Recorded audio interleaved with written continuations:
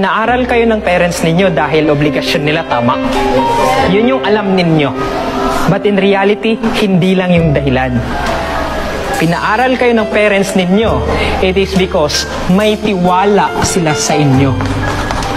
Na kahit papano, huwag nyo nang danasin sa inyong hirap na dinanas nila. Hindi dahil kayo yung magiging dahilan para lang maangat sila. No. Ang gusto ng parents ninyo, pinaaral nila kayo kasi may tiwala sila sa inyo.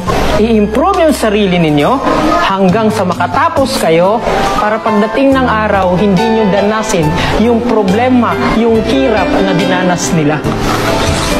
So please, pinaaral kayo ng parents ninyo, hindi lang basta obligasyon nila, hindi lang basta bumili ng notebook ng magandang damit para makaaral kayo, kundi pinaaral nila kayo kasi may tiwala sila sa inyo na pwede nyong mabago yung buhay na meron kayo.